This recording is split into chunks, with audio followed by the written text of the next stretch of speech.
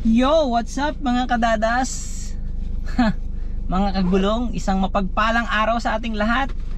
Today is Monday. Ayan, bukas ay coding na naman natin. Ang bilis lang ng araw at ang bilis lang ng panahon.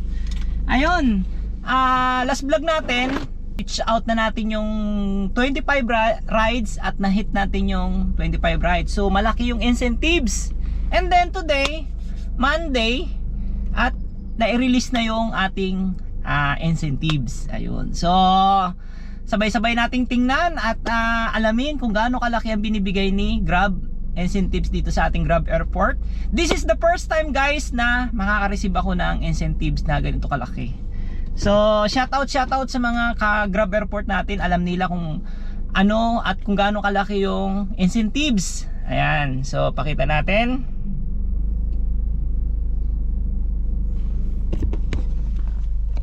So ayan guys, kita ba? Ayan, lapit pa natin. Yun. So punta tayo dito sa pass. Ayan. So yung gyms na yan, hindi ko na reach out yan. Ito yung nakuha natin. Ayan oh. Oh. 1.5. Ayan. So meron pa dito. Ito 750. Yan. So yan 750 na yan ay 15 rides yan. So akala ko hindi binibigay ni Grab yan. Yung pala binibigay din yan. Kaya nagulat ako. Ayun. So overall ang laki ng incentives natin. Mayroon pa ditong isa 250. Ayan oh. Ayan. So overall ang laki. Nakakapagtaka. Ayan. Pero thankful tayo kasi first time na binigay ni Grab yan. At first time ko rin maka-experience at ma-reach out yung rides na yan. Kasi nga is nag full time na tayo sa Grab. Ayan. Balik na tayo dyan. So overall, ang nakuha kong incentives guys ay malaki. Ayan. So, isang 1.5, isang 750, tsaka isang 250. So, 2.5. Di ba? Sold na yung panggas natin. So, nagulat ako kanina. At ang laki ng binigay sa atin. Ayun. So, ayun. Anong oras na? Late na ako umalis dito. Ay, alas 4. Ayan. 4:47 na. Ayun. So kailangan nating magpahinga, kailangan nating patulugin yung katawang lupa natin para naman may laban tayo ngayong whole night. Ayan. Ang na-consume kagabi guys ay 276 kilometers. Ayan. So maganda yung booking natin kagabi. At naka 9 rides kagabi. Tapos 7 lang yung na-included nung Sunday kasi kahapon Sunday. So yung dalawa, meron na tayong dalawang counted ngayong week para dun sa 25 rides natin. So 23 rides na lang yung ating tatapusin at the same time makukuha na naman natin yung incentives. So update. Ayan. Sinong may mga baon dyan guys? Ako may baon ako dito, kompleto na. Siyempre yung tubig natin, Aqua Plus, punong-puno yan, may yelo pa. Hindi natin pwedeng kalimutan yung tubig kasi napakamahal ng tubig sa labas. So siyempre may baon pa rin tayo. May ulam tayo dito. Hindi ko na buksan, pork chop to. Tapos siyempre yung isang kaban kanin natin, isa. Tapos guys, nagbaon na rin ako ng saging. Ayun, ang mahal din ng saging. Ito 10 to 15 pesos bawat isa na to. So nagbaon ako ng dalawa ngayon. Tapos syempre may tinapay din tayo. Yun. Tapos meron tayong isang matamis na Cloud9. So soft drinks na lang yung bibili natin mamaya for energy. Hindi naman bawal yung soft drinks, na bawal naman, pero kailangan natin yun kasi for energy. Kasi pag wala kang soft drinks or any kinds of energy, parang yung kulang yung araw mo, tsaka parang matamlay ka, 'di ba? Sino yung nakaka-experience ng ganun? So kahit bawal, kasi ako, for me, acidic ako, pero wala kailangan nating inumin 'di ba? Para magka-energy ka. Pero all of that, kailangan marami tayong follow-up na tubig. 'Yon. Siya nga pala, isang malungkot na balita ito, ako naman hindi naman ako YouTuber before, hindi ako nag-YouTube, pero supporters na ako ng channel na to. Siyempre taga sa amin to. Talagang sinusuportahan ko to. Ito hindi ko naman binablog na para kumuha ng simpatya at kumuha ng kung ano pa man. Pero ako ay nakikiramay po sa Team Harabas, no. Matagal ko na sinusuportahan tong team na to, at the same time kababayan ko talaga to sa San Jose. Magkatabi lang yung barangay namin. Barangay kasi nila is Manggarin, so kami ay Labangan. So pag dito ka kasi sumorkat sa mga Katunggan area, yung mga palaisdaan, asinan, so magkadikit lang kasi may isa pang barangay between Manggarin and Labangan, yun yung barangay Mabini. Pero kung dito ka nga sumorkat sa Ilog at doon ka dadaan, ay magkadikit lang yung barangay namin. So yun, may malungkot na balita. Na-disgrasya po si Naldong Putik, isa sa mga team at isa sa mga member ng Team Harabas. Yun, maaga siyang kinuha ni Lord. Ayun, ang lungkot na balita talaga, grabe. This day lang, kaninang umaga lang nangyari. Kasi nag-live si Harabas, yung Team Harabas sa Facebook at YouTube. Saktong-sakto pagkagising natin, saktong-sakto nakita ko nag-pop up sa ano natin, sa Facebook natin at sa YouTube natin. So yun, isang malungkot na balita. Again, sa buong Team Harabas, sa buong pamilya ni Naldong Putik, no, nakikiramay po ako in the bottom of a heart. Not for a vlogger, no, not up for a content creator, is for the sake of supporters, no, yung natural na tao, hindi ka nagba-vlog, yun. Kasi yun ang gusto kong i-mindset sa isip ko kapag nag-support ako sa mga malalaking channel, no. Hindi ko ini-insist na kaya ako nagsusupport diyan kasi para makilala rin yung channel ko. Hindi, mali po yun. Maling pananaw sa akin yun eh. Kaya ako nagsusupport diyan bilang isang supporter, bilang gusto ko yung ginagawa nila, bilang kahit di ako nagba-vlog, talagang gusto ko yung ginagawa nila. At the same time, nakaka-relate ako kasi nung kabataan ako, yung ginagalawan nila Harabas, yung Sinauga, yung buong Manggarin na yan, na-enjoy ko po yan. At the same time, nanganguha ako ng alimango, mga dakumo, mga kuray, kung ano-ano pa man. Kung ano yung ginagawa ng Harabas team, ay gawain ko rin po noon yan. Maranasan ko makagat ng alimango. Ayan. So, yun. Nakakalungkot na balita. Pero ganun talaga eh. Kasi syempre, ganun talaga. Hanggang doon na lang talaga siguro yung ano niya, yung journey ni Naldo. At the same time, na-enjoy niya naman lahat bago siya nawala.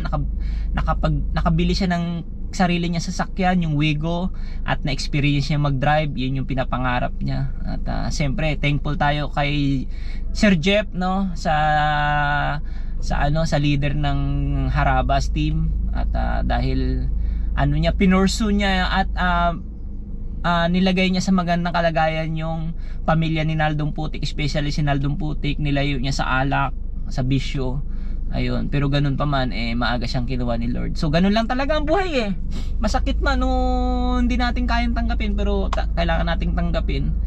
At ganun talaga. So ako, talaga kanina naiyak talaga ako, nanonood ako pagkagising ko. This after mga 12 na yun mga 12:30, naiyak talaga ako, grabe. So ganun talaga.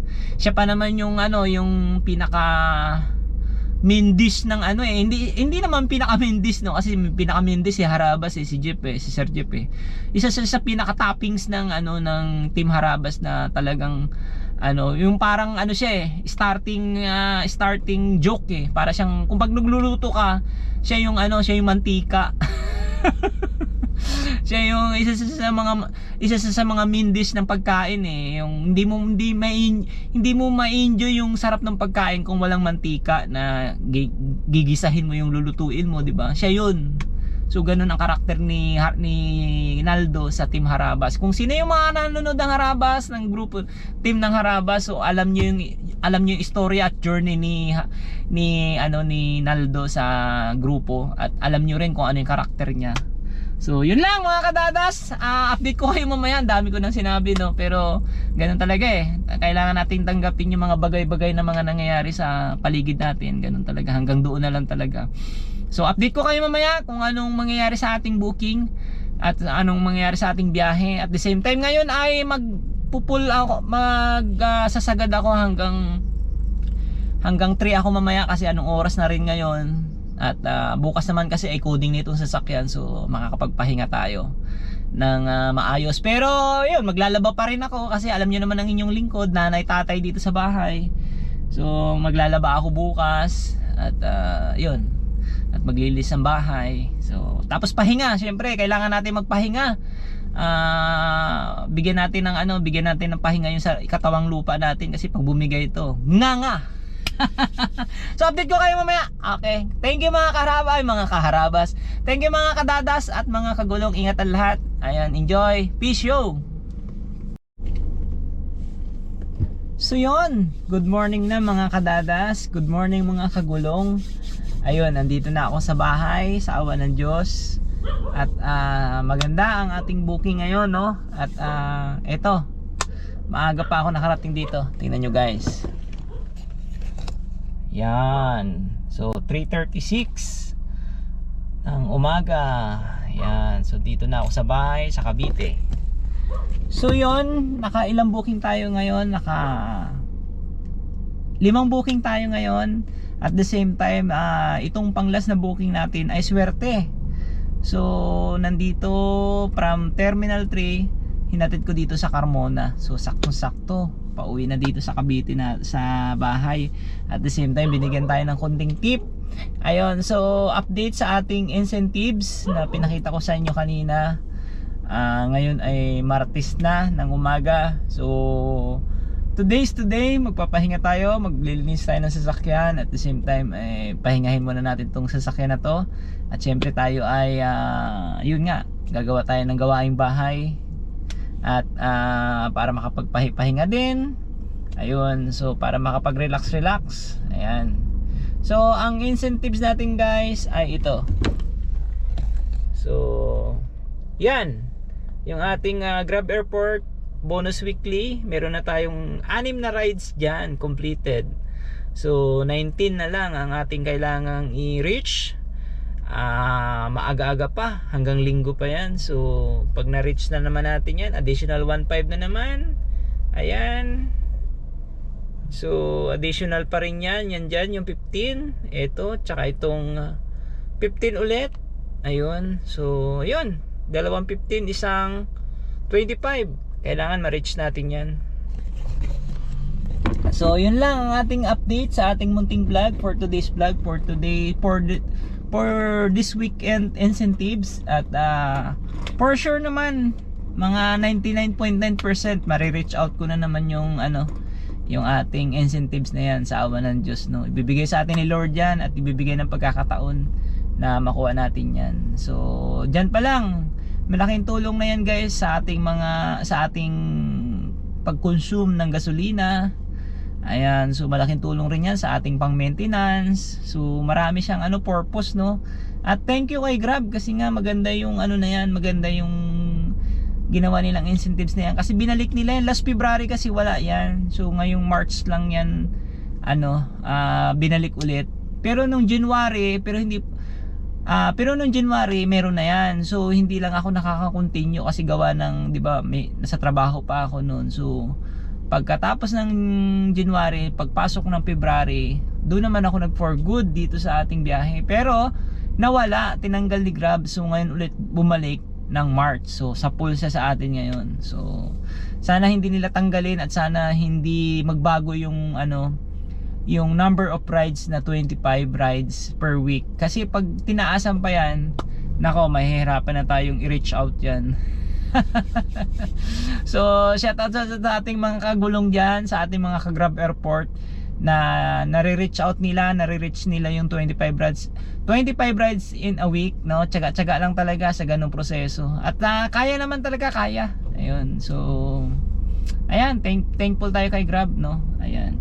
So yun lang mga kadadas, mga kagulong, sa ito yung ating munting vlog for today's week vlog na i-update natin doon sa ating mga kagulong yung ating incentives. Naantok na ako. So yun, God bless and thank you sa ating mga sa ating mga kapwa YouTuber, no? I-shoutout ko na rin. Pasensya na kung sino yung hindi ko ma-shoutout, no? Siyempre si Aizen HK, Brother Kalutlot, Babaeng Pinagpala, at marami pang iba, yung si Caviteña Farmers, yan palaging sa atin yan, nag-comment at palaging nanonood sa ating mga vlog, no. Sa lahat ng ating mga vlog supporters ng mga nanonood, yung may nanood dito, shoutout natin to. Slowhands.ph Gaming. Ayun, may taga Gentry na nabiyahe pa. Shoutout boss. Ayun. So salamat sa iyong support, boss. Slowhands.ph Gaming. Ayan. So silipin natin yung channel mo at mag-support tayo ngayon. Ayan. Syempre sa aking sa aking supporter, sa aking number 1 supporter, sa aking number 1 guidance, yan, kay Nanas Life, ang aking misis, no. Support natin si Nanas Life, yung aking misis na nasa Hong Kong na may channel din. Yan, Nanas Life, yung palaging nandyan na nakasupport sa ating sa ating channel. Pag hindi ako nakaka-attend sa ating premiere, nandyan siya from time to time, no. Yun, si Oblox TV, brother, thank you. Kay Brother Bararad, thank you. Ayun, so mayroon pa akong di mga nababanggit. Antok na ang inyong lingkod, no. Ayun, once again, ulitin ko ulit, condolence sa Team Harabas, syempre sa pagpanaw ni Naldong Putik. Ang sad talaga. So I can imagine, no. Ako hindi pa rin nakakapaniwala hanggang ngayon. Dahil last day lang nanood ako ng vlog nila, yung bangka episode, no. Yung kanilang binablog. So ayun na. Ang hirap i-instinct sa isip na ganun talaga. So kailangan nating tanggapin ng mga supporters ni Harabas, no. At yun lang talaga.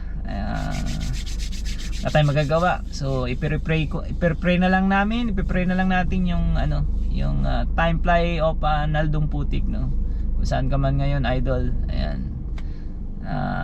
Fly high. Yun. So yun lang mga kadadas, mga kagulong. Good night and God bless. Salamat sa inyong support. Good night.